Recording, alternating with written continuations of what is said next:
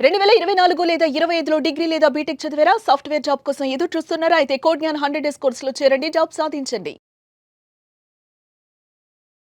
Hello Rabindranath గారు. Hi అండి నాగరాజ్ గారు. వైఫ్ అండ్ హస్బెండ్ రిలేషన్షిప్లో కొన్ని విషయాలు డెఫినెట్గా అంటే కొన్ని సెల్ఫ్ రెస్పెక్ట్కి సంబంధించినవి ఉంటాయి, కొన్ని రెస్పాన్సిబిలిటీ కిందకి వచ్చినటువంటి ఉంటాయి. ఇంకొన్ని విషయాలు ఎలానంటే మన లైఫ్ బాగుండాలి అని అంటే ఈ విషయాల మీద డెఫినెట్గా అవగాహన ఉండాలి. కొన్ని విషయాలు షేర్ చేసుకునే బదులు మనం వాటికి సంబంధించినటువంటి వాటిల్లో కొంత జాగ్రత్త పడితేనే బెటర్ అనుకున్నట్టుంటే ఏముంటాయి అంటే ఎప్పటికైనా సరే ఇవి గనక ట్రిగర్ అయ్యి ఇదైతే ఏ భార్య అయినా సరే తీసుకోవడం కష్టం అయిపోతుంది అనుకున్నటువంటి విషయాలు ఏముంటాయి సార్ అసలు? నాగరాజ్ గారు, ఇటీవల కాలంలో చాలా మ్యారేజెస్ అంటే లవ్ చేసి మ్యారేజ్ చేసుకున్న వైవాహిక జీవితంలో చాలా మనస్పర్ధల గ్యాప్ మాత్రం చాలా పెరిగిపోతుంది. దానికి నిదర్శనం ఏంటంటే కోర్టులో పెరిగిపోతున్నటువంటి విడాకుల సంఖ్య. ఈ విడాకుల సంఖ్య తగ్గించాలని చెప్పి చాలా సర్వేలు చేస్తున్నారు, కానీ ఏ కోణంలో కూడా అది సత్ఫలితాలు ఇస్తున్నట్టుగా మనకైతే తెలియట్లేదు. దీనికి సంబంధించి లీగల్ సైకో ఎనాలిసిస్ ప్రకారం భార్యాభర్తలు పెళ్లి చేసుకున్నా అది అరేంజ్ మ్యారేజ్ అని ఎట్లాంటిదైనా పర్వాలేదు, కానీ ఒక భార్యతోటి భర్త చెప్పకూడని కొన్ని విషయాలు కొంత అంటే పారదర్శకంగా ఉండాలి. ప్రతి భార్య భర్తతోటి భార్యతోటి పారదర్శకంగా ఉండాలి, కానీ కొన్ని విషయాలు చెప్పకూడనప్పుడే ఆ భార్యాభర్తల యొక్క సంబంధం వైవాహిక జీవితం కొంత నల్లేరు మీద నడక అన్నట్టుగా సాగుతుంది. ముఖ్యంగా ఇక్కడ నేను మరొక విషయం చెప్తానండి. నదిలో పడవ ప్రయాణించాలి తప్పించి పడవలో నది ఉండకూడదు. ఎగ్జాక్ట్లీ. ఆ వాటర్ అందులో వెళ్ళిందనుకోండి, ఆ నది అనేది ఒక సంసారం. ఆ సంసారం పడవ హ్యాపీగా వెళ్ళిపోతుండాలి. అటు ప్రయాణికుడు కానీ ఆ తీసుకున్నవాడు హ్యాపీగా వెళ్ళిపోతుండాలి, ఆ బోట్ నడిపేవాడు. అలా కాకుండా ఆ వాటర్ బోట్లోకి ప్రవేశించిందంటే ఆ బోట్ ఉల్టా అవుతుంది, ఖచ్చితంగా అది అయితే మునిగిపోయి ఇది ఎక్కడో దారితీస్తుంది. సో నేను చెప్పబోయే కొన్ని విషయాలు భార్యతో కూడా కొన్ని చెప్పకూడనటువంటి కొన్ని విషయాలు. ఇది మన పూర్వ గ్రంథాలైనటువంటి చాణక్య నీతి కావచ్చు, కొన్ని విదుర నీతి కావచ్చు, ఇట్లాంటి గ్రంథాల్లో పూర్తిగా దీని గురించి కొంత డీటెయిల్గా చెప్పారు. కానీ ప్రేమ అన్నటువంటి ఒక మోహం, ఆమె యొక్క అందం కావచ్చు, ఆమె తలక ఆ చూపించే ఆప్యాయత, ఆమె ప్రేమ అనురాగం మనకు తెలియకుండానే ఒక కట్టు బానిసగా చేసి మనల్ని మనం కోల్పోతాము. కొన్నాళ్ళకి ఏమవుతుందంటే మనకు తెలియకుండానే మన ఐడెంటిటీ కోల్పోతాం. అది ఎక్కడికో దారితీస్తాయి, మనస్పర్ధలు దారితీసి చివరికి విడాకుల దాకా దారితీస్తుంది. సో ఇప్పుడు నేను చెప్పబోయే విషయాలు కొంత ఇబ్బందికరంగా ఉన్నప్పటికీ కూడా ప్రతి భర్త తప్పనిసరిగా పాటించాల్సిన విషయాలు. నెంబర్ 1 పాయింట్, మనం గతంలో చేసినటువంటి తప్పులు. అంటే మన కాలేజ్ లైఫ్లో కావచ్చు, మన జాబ్ ప్రొఫైల్లో కావచ్చు, ఏదైనా ఒక వ్యక్తితో పరిచయం ఉంటుంది, ఒక అమ్మాయితో పరిచయం ఉంటుంది, మనం కొద్ది రోజులు ట్రావెల్ చేసాము, ఏదో ఒక రిలేషన్షిప్ ఏర్పడింది, అది లివింగ్ రిలేషన్లో దారితీయచ్చు, ఇంకో రకరకాలుగా ఉన్నటువంటి ఈ విషయాలు ఏవి కూడా మనం గతంలో చేసినటువంటి తప్పులు పెళ్ళైన తర్వాత ఇవి ఎట్టి పరిస్థితుల్లో చెప్పకూడదు. చెప్పినట్లయితే ఏం ప్రమాదం వస్తుంది అంటే, ముఖ్యంగా ఏదైనా సందర్భంలో ఏదైనా ప్రాబ్లం వచ్చేటప్పుడు అవి మరలా తీసి మిమ్మల్ని ఎత్తి పొడిచే అవకాశం ఉంటుంది. ఎప్పుడైతే తప్పుల్ని ఎత్తి చూపుతారో మనం తెలియకుండానే మనకు ఒక కోపం వస్తుంది, ఆ కోపం దేనికో దారితీస్తుంది. రిపీటెడ్గా ఇంట్లో ఉన్న భార్యలు చేసే పని కూడా అదే. మన గతంలో ఉన్న తప్పులు చెప్పామంటే రిపీట్ చేస్తారు. మామూలు టైంలో చెప్పరు, కానీ మనం ఏదైనా మిస్టేక్, మన మ్యారిటల్ స్టేటస్లో ఏదైనా ఇబ్బంది కలిగించిన క్షణం నాడు మీరు మీ ప్రీవియస్ లైఫ్లో కూడా ఇట్లాంటి సంబంధాలు కలిగి ఉన్నారు కదా అని ఎత్తి చూపే అవకాశం ఉంటుంది. కాబట్టి మనం గతంలో చేసిన తప్పులే తెలియపరచకూడదు. ఇది నెంబర్ 1 పాయింట్. నెంబర్ 2, మన నిస్సహాయ స్థితి. నిస్సహాయ స్థితి అంటే ఉదాహరణకి మన వైవాహిక జీవితంలో ఉన్నాం, మన జాబ్ పోయింది, ఏదో జాబ్ ప్రొఫైల్ చేస్తున్నాం, జాబ్ పోయింది. ఎట్టి పరిస్థితుల్లో కూడా మనం జాబ్ పోయిన సంగతి మన భార్యకి తెలియకూడదు. ఎందుకు తెలియకూడదు? డెఫినెట్గా ఎందుకంటే ఒక ఇంటిని నడిపించే హోమ్ మినిస్టర్ అంటారు. వెంటనే తనకి ఒక భయం పట్టుకుంటుంది. అరే ఈ కమిట్మెంట్స్ ఎట్లా తీర్చుకోవాలి, మంత్లీ రెంట్ ఎట్లా కట్టాలి, ఈఎంఐస్ ఎట్లా కట్టాలి, పిల్లల్ని ఎట్లా చూసుకోవాలి తెలియని ఒక ఇన్సెక్యూర్ ఫీలింగ్లోకి వెళ్ళిపోతుంది. జాబ్ పోయింది అన్న విషయం. మీరే జాబ్ పోయిందంటే మీ సర్కిల్ ద్వారా జాబ్ ప్రయత్నం చేసుకోండి. ఇమ్మీడియట్గా చెప్పినట్లయితే నాకు ఎవరో చెప్పాలి, జాబ్ ఆవిడ తీసుకొచ్చి పెట్టే అవకాశం లేదు. ఆవిడ మీకు ఏ రకంగా మోరల్ సపోర్ట్ తప్పించి ఏం చేయదు. మీరు మోరల్ సపోర్ట్ ఎక్స్పెక్ట్ చేస్తే కూడా మోరల్ సపోర్ట్ ఇచ్చే అవకాశం తక్కువ, తిరిగి ఉల్టా మీకు ఎక్కువగా ప్రాబ్లం అయ్యే అవకాశం ఉంటుంది. కాబట్టి డెఫినెట్గా జాబ్ పోయిన సంగతి, నిస్సహాయ స్థితి, ఏమీ చేయలేని పరిస్థితి, మీ ఫ్యామిలీ మెంబర్స్తో ఏదో ప్రాబ్లం వచ్చింది, ఇమ్మీడియట్గా పాస్ ఆన్ చేసి చెప్పారు. ఏదో మీ బ్రదర్స్ దగ్గర విషయం కావచ్చు, ఫైనాన్షియల్ మ్యాటర్ కావచ్చు, ఇంకా XYZ మీ ఫాదర్తో కానీ ఏదో ప్రాబ్లం వచ్చింది అనుకోండి, ఆ విషయాన్ని మీరు కానీ మీ భార్యతో షేర్ చేసుకుంటే ఆమె చెప్పినట్టుగానే కనిపిస్తారు తప్ప మీరు నెక్స్ట్ డే మార్నింగ్ వెళ్ళేసరికి మీకు ఆవిడ ప్రమాదం అయిపోతుంది. ఏం చేశారు, ఆ సమస్యని మీరు అలా సాల్వ్ చేశారా లేదా, మీ జాబ్ పోయింది అంటున్నారు, అసలు జాబ్ వచ్చిందా లేదా, ఇక మీరు ఇంటికి వెళ్ళి అడుగు పెట్టి మీరు షూస్ తీసారో లేదో ఫస్ట్ క్వశ్చన్ ఏంటి, జాబ్ వచ్చిందా, ఏం చేశారు, లేదా మీ ఫాదర్ ప్రాబ్లం ఏదో చెప్పారు, ఆ ప్రాబ్లం క్లియర్ అయిపోయిందా, ఏదో ఫైనాన్షియల్ క్రైసిస్ అన్నారు, అది జరిగిందా లేదా. ఇక మీకు ఇంట్లో కూర్చున్న ఆ పడుకున్న 12 గంటలు 10 గంటలు కూడా మీకు మానసిక ప్రశాంతత లేకుండా ఉండే అవకాశం ఉంటుంది. కాబట్టి మీ నిస్సహాయ స్థితి, మీరు లోన్లీనెస్ ఏదైతే పడుతున్నారో, మీ జాబ్ పోయిన సంఘటన అంత పెద్ద విషయం నేను చెప్పాను. కాబట్టి ఇటువంటి విషయాలు భార్యతో షేర్ చేసుకోకపోవడం మంచిది. 3rd point, very important point, మీరు మీ భార్య యొక్క బంధువులు లేదా ముఖ్యంగా వాళ్ళ యొక్క సోదరులు ఎట్టి పరిస్థితుల్లో కూడా ఏ సందర్భంలో కూడా అవమానకరంగా క్రిటిసైజ్ చేస్తూ వెటకారంగా ఎట్టి పరిస్థితుల్లో కూడా మాట్లాడకండి. ఎటువంటి సందర్భం వచ్చినా సరే బొమ్మరాంగలాగా తిరిగి మరలా మీకు అదే వస్తుంది. వాళ్ళ అన్నదమ్ముడు ఉంటాడు, కాస్త ఏదో రకంగా పెద్ద జాబ్ అయ్యుండొచ్చు, చిన్న జాబ్ అయ్యుండొచ్చు, ఏదైనా కావచ్చు. ఆ పెద్ద బోడి మీ అన్న చేశాడులే, మీ అన్నయ్య కన్నా నేనే చాలా బెటర్, పొర్రపాటున అన్నారా మీ చేతిలో ఉన్నటువంటి పిన్నీస్, అది పిన్నీస్ అవ్వదండి, అది మీకు చెద్ద పెద్దలు గుణపోయి మిమ్మల్ని దిగిపోతుంది మీ గుండెల్లో. ఎట్టి పరిస్థితుల్లో కూడా వాళ్ళ కుటుంబ సభ్యులు, వాళ్ళ అమ్మని కానీ, వాళ్ళ నాన్నని కానీ, వాళ్ళ బ్రదర్స్ని కానీ, వాళ్ళ అక్కల్ని కానీ, వాళ్ళ చెల్లెల్ని కానీ, వాళ్ళ తమ్ముళ్ళని కానీ ఎవ్వరిని కూడా ఎట్టి పరిస్థితుల్లో క్రిటిసైజ్ చేయకండి. చాలా కుటుంబాలు, 90% కుటుంబాలు, నేను చెప్తాను అండి, 90% కుటుంబాలు మీ వాళ్ళది ఏం చేశారులే, వాడికేం తెలుసులే, మీ అన్నకి, మీ తమ్ముడికి ఏం వాడు వేస్ట్ ఫెలో అన్నారని, వేస్ట్ అన్న పదం కానీ వాళ్ళకి ఏం తెలుసులే, వాళ్ళకన్నా నేను చాలా గొప్పవాడిని, లేదా నా కుటుంబ సభ్యులు గొప్పవాళ్ళని ఎప్పుడైతే మీరు వాళ్ళకి ఎప్పుడైతే పోలిక పెట్టారో ఆ పోలిక మిమ్మల్ని ఏదో ఒక రోజున అధపదం తొక్కేస్తుంది. ఎట్టి పరిస్థితుల్లో కూడా మీ భార్య కుటుంబ సభ్యులు మాత్రం నవ్వుతారు నాగరాజు గారు. ట్రూ అండి, ఇట్స్ ఫ్యాక్ట్స్. అవన్నీ కూడా భార్య యొక్క రిలేషన్స్ని ఎట్టి పరిస్థితుల్లో అవమానపరచకూడదు. నీకు వాళ్ళని ప్రోత్సహించేది, వాళ్ళు అభినందించేంత ఉదార స్వభావం వీళ్ళు లేకపోయినా పర్వాలేదు, కానీ క్రిటిసైజ్ చేసే అభిప్రాయం మాత్రం ఎట్టి పరిస్థితుల్లో మీకు ఉండకూడదు. It's very very most important. చాలా ఇంట్రెస్టింగ్ ఒక పాయింట్ చెప్తానండి. మీ సంపాదన ఎంత, మీ అప్పులు ఎంత ఎట్టి పరిస్థితుల్లో కూడా తెలియకూడదు. మనం ఏదో రంతిదేవుడు లేకపోతే సతీ సుమతి అనేటువంటి కాలంలో లేవండి. ఇప్పుడు మోడర్న్ సొసైటీ. మీ సంపాదన ఎంతో తెలిసిందనుకోండి, 2 రకాల సమస్యలు వస్తాయి ఇక్కడ. ఒకటి, మీ సంపాదన ఎక్కువ అన్నట్టుగా తెచ్చిందనుకోండి, బహుశా భార్య కాస్త ఖర్చుగల మనిషి అనుకోండి, కాస్త ఖర్చు పెట్టే మనిషి అనుకోండి, మీరు తెచ్చిన ఆదాయాన్ని ఆవిడ ఈజీగా ఖర్చు పెట్టే మనస్తత్వం అవుతుంది. లేదా ఆమె కాస్త పిసినారి, కొంత పొదుపు గల వ్యక్తి అనుకుందాం పొరపాటున, అప్పుడేమవుతుంది, మీ మీద ఒత్తిడి పెరుగుతుంది. మీ సంపాదన కానీ పొరపాటున ఎన్ని ఫిగర్స్, ఎన్ని లక్షలు, ఎన్ని వేల రూపాయలని ఫిగర్ కానీ తెలిసినట్లయితే, ఇప్పుడు కూడా అంటారు ఆడదానికి వయసు గుట్టుగా పెట్టుకోవాలి, ఆ అబ్బాయికి ఆయన ఆదాయాన్ని గుట్టు పెట్టుకోవాలి, ఎప్పుడో మన పెద్దవాళ్ళు చెప్పారు, ఊరికనే చెప్పలే. అయితే ఈనాటిది వాస్తవం ఏంటంటే, మన భార్య విషయంలో ఎట్టి పరిస్థితుల్లో కూడా మన ఆదాయం చెప్పకూడదు, మన సంపాదన చెప్పకూడదు. చెప్పండి, ఇక్కడ కొంతమంది 2 రకాల వ్యక్తులు ఉంటారండి. కొంతమంది వ్యక్తులు కూడా నేను చెప్తాను, కొంతమంది వచ్చిన ఆదాయం 50,000 రూపాయల శాలరీ అయితే ₹1,00,000 అని చెప్తారు, అప్పుడు కూడా వీడికి తిప్పలు తప్ప వీడికి.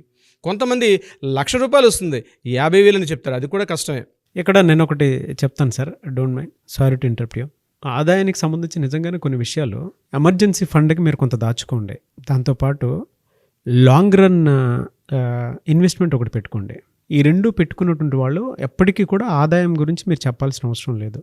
ఎందుకంటే ఎమర్జెన్సీ ఫండ్కి జాగ్రత్త పడటంలో తప్పులేదు, అది కూడా ఇంట్లో వాడేసేయండి అని చెప్పేసి మాట్లాడేటువంటి వాళ్ళు ఉంటారు, అందులో తప్పులేదు సార్, మీరు చెప్పింది కరెక్టే. ఆదాయంలో అది కూడా రెండింటి మీద రెస్పాన్సిబిలిటీ ఉండేటువంటి వాళ్ళు ఎవరైతే ఉంటారో, ఒకటి కొంతమంది మ్యూచువల్ ఫండ్స్ అనో లేదంటే సెక్యూరిటీ డిపాజిట్ అనో ఏదో చేసేస్తూ ఉంటారు, పిల్లల పేరు మీద వీళ్ళకి తెలియకుండానే, మామూలుగా వైఫ్కి తెలియకుండానే చేసేటువంటి వాళ్ళు ఉంటారు. It's a pure responsibility. అలాంటి వాళ్ళు మీరు శాలరీ గురించి చెప్పకపోయినా పర్లేదు. కొంతమంది దుబారా ఖర్చు చేసేటువంటి వాళ్ళ గురించి మనం మాట్లాడుతుంది ఇక్కడ. చాలామంది అనుకుంటారు అడ్వకేట్ గారు అలా చెప్తారా అని చెప్పేసి మాట్లాడేటువంటి వాళ్ళు. అలా కాదు. ఎమర్జెన్సీ ఫండ్ లాంగ్ రన్లో సెక్యూరిటీ ఉండేటువంటి వాటి మీద కొంతమంది గోల్డ్ తీసుకుందామని ఇది చేస్తారు. అంటే వీళ్ళు ఏదైతే సేవ్ చేస్తారో ఆదాయానికి సంబంధించినటువంటిది అది మీనింగ్ఫుల్ అయి ఉండాలి, రెస్పాన్సిబిలిటీతో కూడుకున్నట్టుది అయి ఉండాలి. అలా ఉన్నప్పుడు మీరు కుటుంబంలో మీ ఆదాయం ఎంత అని చెప్పాల్సినటువంటి అవసరం లేదు, ఎందుకంటే మీరు ఆల్రెడీ రెస్పాన్సిబుల్గా ఉన్నారు కాబట్టి. దుబారా చేసేటువంటి వాళ్ళదైతే మీ ఇష్టం, మీరు ఏదైనా చేయండి. వైఫ్స్గా రైట్స్ ఉంటాయి కూడా, రైట్స్ ఉంటాయి, బట్ ఇంటిని నడిపించుకునే శక్తి మీ మీద ఉండేటప్పుడు, మీరు నడిపించగలన్న శక్తి మీలో ఉండేటప్పుడు, మీ ఆదాయం ఖర్చులు ఏవైతే ఉన్నాయో దాన్ని బ్యాలెన్స్గా చెప్పండి. అవును. దీనివల్ల ప్రాబ్లం ఏంటంటే, ఇప్పుడు కూడా పరిస్థితులు ఒక రకంగా ఉండవు. ఇప్పుడున్నటువంటి సమకాలీన పరిస్థితులు చూసినట్లయితే మన ఉద్యోగాలు ఎంతవరకు సెక్యూరిటో మనకు తెలియదు. మనం లేనిపోని ఖర్చులు పెట్టుకుంటూ వెళ్ళిపోతే ఆ ఖర్చులు వాళ్ళు రీచ్ కాకపోతే మరలా భార్యాభర్తల అన్నటువంటి ఒక స్పర్ధలు వచ్చే అవకాశం ఉంటుంది. దాన్ని మరలా మీరు బ్యాలెన్స్ చేసుకోవడం కోసం చాలా ఇబ్బందులు పడే అవకాశం వస్తుంది. కాబట్టి ఒక బ్యాలెన్స్గా వెళ్ళండి. ఇందాక మీరు చెప్పినట్టుగా ఒక ఎమర్జెన్సీ ఫండ్ ఏర్పాటు చేసుకోవడం, ఆ ఎమర్జెన్సీ ఫండ్ అది మ్యూచువల్ ఫండ్స్లో పెడతారా, సెక్యూరిటీ స్టాక్స్లో పెడతారా అనేది ఒక ఎమర్జెన్సీ మీకు బాధ్యత. ఒకటి, వీటన్నిటి మనం చెప్పేది ఏంటంటే ఒక బాధ్యతగా మెలగాలి ఒక భర్త అన్నవాడు. ఇది ఇంపార్టెంట్ నాగరాజు గారు. ఒక బాధ్యతగా ఉన్నప్పుడే ఇవన్నీ సాధ్యపడతాయి. బాధ్యత లేని భర్తలకు అసలు ఎన్ని చెప్పినా మనం వేస్ట్. ఇక్కడ ఒక బాధ్యత ఫీల్ అవుతున్నాడు ఆయన, తన భార్య, తన పిల్లలు, తన ఇల్లు, తన వాతావరణం, తన పరిస్థితులు, తన కుటుంబ పరిస్థితులకు అనుగుణంగా వెళ్ళాలంటే బాధ్యతగా మెలగాలి. ఆ బాధ్యత సవ్యంగా వెళ్ళాలంటే, ఎటువంటి మనస్పర్ధలు లేకుండా ఉండాలంటే, హ్యాపీగా వెళ్ళాలంటే ఈ యొక్క లక్షణాలు పాటించాల్సిన అవసరం ఉంది. ఇంకొకటి, తన గతంలో పొందిన అవమానాలండి, చాలా ఇంపార్టెంట్ పాయింట్. ఎమోషన్స్ కిందకు వస్తాయి ఇవన్నీ కూడా. తన గతంలో పొందిన అవమానం, ఎందుకు ఈ అవమానం వాడాడంటే బిఫోర్ మ్యారేజ్ కావచ్చు, లేకపోతే బయట ఉన్నటువంటి మీ ఆఫీస్ పరిస్థితుల్లో ఉన్నటువంటి అవమానాలు కావచ్చు, మీరు ఏదైనా ఓదార్పకని చెప్పి ఆవిడకి చెప్పుకోగలిగితే అందరూ ఒక రకంగా తీసుకుంటారని నేను చెప్పలేను, చాలా తక్కువ మంది ఉంటారు. 90% మెజారిటీ ఆఫ్ పీపుల్ నేను చెప్తున్నాను. ఆ క్షణం మిమ్మల్ని ఓదార్పు వచ్చే అవకాశం ఉన్నప్పటికీ కూడా భవిష్యత్తులో ఏదైనా ప్రమాదం వచ్చినప్పుడు ఆ అవమానాన్ని పదే పదే గుర్తు చేస్తూ మిమ్మల్ని మరింత అవమానాన్ని కృంగదీసే అవకాశం కూడా వస్తుంది. అన్ని క్షణాలు ఒక రకంగా ఉండవు కాబట్టి మీరు గతంలో పొందిన అవమానం మీ బాస్తో కావచ్చు, లేకపోతే మీ సొసైటీలో, మీ వీధిలో ఏదో సందర్భంలో ఏదో ఒక గిల్ట్ మీరు పొందారు, ఒక అవమానం పొందారు మీరు అనుకోండి. అటువంటి అవమానాన్ని కానీ ఆవిడకి విడమర్చి చెప్పినట్లయితే దానివల్ల ఉపయోగం లేనప్పుడు చెప్పాల్సిన అవసరం లేదు. ఖచ్చితంగా దానివల్ల అయిపోయింది, జరిగిపోయింది అవమానం. ఎప్పుడో మీరు ఇన్సల్ట్ పొందారు ఎవరి వల్ల, ఆ ఇన్సల్ట్ని పదే గుర్తు చేసుకుంటూ చెప్పడం వల్ల ఏదో సందర్భంలో ఒక బలహీన క్షణంలో మీరు ఫెయిల్ అయినప్పుడు దాన్ని గుర్తు చేస్తూ మీరు చేత కానివారు, మీకు ఏమీ చేత కదా, మీరు అప్పుడు అలా చేశారు కదా అని చెప్పే అవకాశం కూడా ఉంటుంది. కాబట్టి అవమానాలను ఎట్టి పరిస్థితుల్లో చెప్పుకునే అవకాశం ప్రయత్నం చేయకండి. అదేవిధంగా ఎవరైనా ఎక్కువగా పొగిడినా కూడా చెప్పడం కష్టమే. కొంతమంది ఉంటారు భార్య, మన అందరి దృష్టిలో కాదండి, కొంతమంది విషయం చెప్తున్నాను. భర్తకు ఎక్కువగా చాలామంది పొగుడుతుంటే కూడా జెలసీ ఫీల్ అయ్యే వాళ్ళు నేను చూసాను నాగరాజు గారు. వాళ్ళు జెలసీ ఫీల్ అయిపోతారు, అదేంటో తెలియదు. అక్కడ జెలసీ చాలామంది నేను చూస్తానండి. వాళ్ళు ఒక అవార్డు ఫంక్షన్ వచ్చినా ఏం చేసినా అదొక అంటే ఇట్లాంటి వాళ్ళు ఉంటారండి నాగరాజు గారు. మీరు ఎక్కువగా గౌరవాన్ని పొందిన షేర్ చేసుకోకండి. ఎందుకంటే తల్లి కాదు, తల్లి ఎప్పుడు తల్లే, భార్య ఎప్పుడు భార్య, గుర్తు పెట్టుకోవాల్సిన అవసరం ఉంది. చాలా రకరకాలుగా చెప్తారు కానీ తల్లి ఇప్పుడు భార్య కాదు. అందుకే పెద్దవాళ్ళు చెప్తారు తల్లి కడుపును చూస్తుంది, భార్య పాకెట్ని చూస్తుంది చెప్పడం కారణం అదే.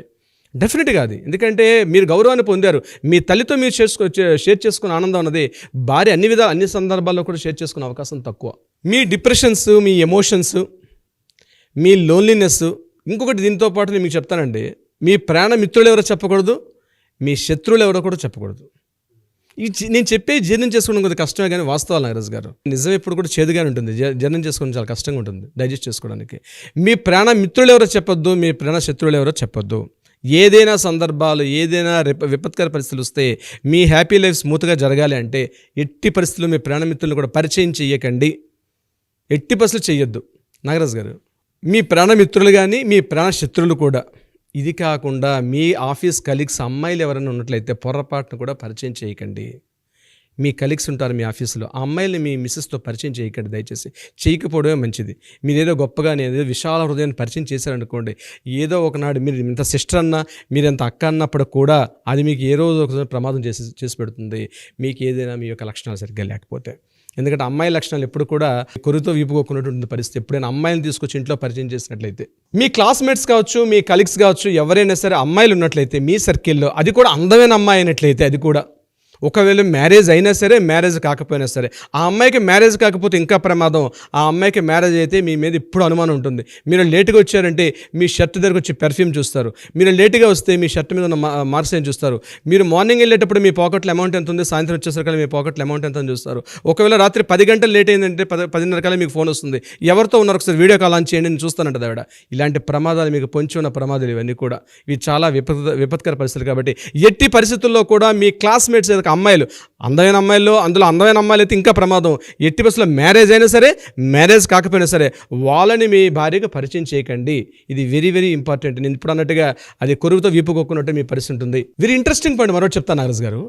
మీరు బిఫోర్ మ్యారేజ్ మీ ఫ్యామిలీతో గడిపినటువంటి మీ ఫ్యామిలీ విషయాలు, మీ ఫ్యామిలీలో వీక్నెసెస్, మీ కుటుంబ సభ్యులు, మీ అన్నదమ్ములు, మీ చెల్లెళ్ళు, మీ అక్కల యొక్క వాళ్ళ బలహీనతలను ఎట్టి పరిస్థితుల్లో కూడా మీ భార్యతో షేర్ చేయకండి. బలహీనతలు అన్న వర్డ్ వాడుతున్నాను నేను, మీకు బలాలు కాదు, బలహీనతలు. మా అన్నయ్య ఒక సందర్భంలో మాట్లాడుతూ, వాడు వేస్ట్, అసలు నేనే చాలా ఇంటిని మొత్తం పెంచి పోషించాను, నేను ఉంటేనే, నేను ఇస్తేనే ఆ రోజు మా అన్నయ్యకి జాబ్ పోతే నేను ఇచ్చిన డబ్బులతోటే మా ఇల్లు మొత్తం నడిచింది. మా చెల్లికి మా బావగారు ఇంటి నుంచి పంపించేస్తే నేను ఇచ్చిన డబ్బులతోటి ఆ రోజు మా బావ దగ్గరికి వెళ్ళకపోతే మా బావ పెద్ద వేస్ట్ ఫెలో. మీ ఫ్యామిలీ విషయాలు కూడా, మీ సొంత ఫ్యామిలీ విషయాలు కూడా, మీ ఫ్యామిలీ యొక్క బలహీనతల్ని ఎట్టి పరిస్థితుల్లో కూడా మీ భార్యతో షేర్ చేసుకోకండి. ఆ బలహీనతలు ఏదో ఒక రోజునాడు మీరు బలహీనంగా ఉన్న క్షణంలో వారు మిమ్మల్ని ఎత్తి పొడిపే అవకాశం ఉంటుంది, దెప్పి పొడిచే అవకాశం ఉంటుంది. Be careful my dear husbands. చాలామంది వైఫ్ అండ్ హస్బెండ్ రిలేషన్షిప్లో గొడవలకి వాటికి దిగిపోయి ఇప్పటికీ లైఫ్ స్పాయిల్ చేసుకున్నటువంటి వాళ్ళు ఉన్నారు సార్. ఒక అడ్వకేట్ నీడ్ కావాలి అనుకున్నటువంటి వాళ్ళు కూడా ఉన్నారు. పర్సనల్గా మిమ్మల్ని కలుద్దాం అనుకున్నటువంటి వాళ్ళు మిమ్మల్ని అప్రోచ్ అవ్వాలి అంటే ప్రాసెస్ ఏంటి? భార్యాభర్తల సంబంధాలు మేము రోజు చూసినటువంటి 100 కేసుల్లో 90 కేసులు భార్యాభర్తల మధ్య వచ్చే సంబంధాలు నాగరాజ్ గారు. ముఖ్యంగా ఇద్దరు జాబ్ చేసుకునే వ్యక్తులు అయితే ఇంకా ప్రమాదకరంగా ఉన్నాయి. యాక్చువల్గా ఈ కేసుకు సంబంధించి ఎటువంటి భార్యాభర్తల మధ్య కౌన్సిలింగ్ కావాలనుకున్నా, లేదా వాళ్ళ మధ్య ఎటువంటి ఫినాన్షియల్ కానీ లీగల్ కానీ ఎటువంటి ఇష్యూస్ ఉన్నా డెఫినెట్గా కింద స్క్రోల్ అవుతుంటే కాంటాక్ట్ నెంబర్ కాల్ చేయగలిగితే లీగల్ టీం వాళ్ళకి అప్రోచ్ అవుతారు. డెఫినెట్గా ఒక సలహా సంప్రదింపులు ఇచ్చే అవకాశం ఉంటుంది. ఇంకా వీలైతే మీ యొక్క డీటెయిల్స్ కూడా గోప్యతగా ఉండే అవకాశం ఉంది. మీ కొంత కాన్ఫిడెన్షియల్గా ఉండడం జరుగుతుంది. కాబట్టి మీరు వితౌట్ ఎన్ హెసిటేట్ ఈ కింద కాంటాక్ట్ చేస్తున్న నెంబర్ని కాంటాక్ట్ చేయండి. భార్యాభర్తల మధ్య అన్యోన్యత సాధించాలి, లీగల్గా న్యాయపరంగా ఎటువంటి ఇష్యూస్ లేకుండా స్మూత్ హ్యాపీ లైఫ్ సాగించాలంటే డెఫినెట్గా కింద కాంటాక్ట్ చేస్తున్న నెంబర్కి ఇప్పుడు ఇమీడియట్గా కాంటాక్ట్ చేయండి. Thank you so much Ravindranath గారు. Thank you so much Nagaraj గారు.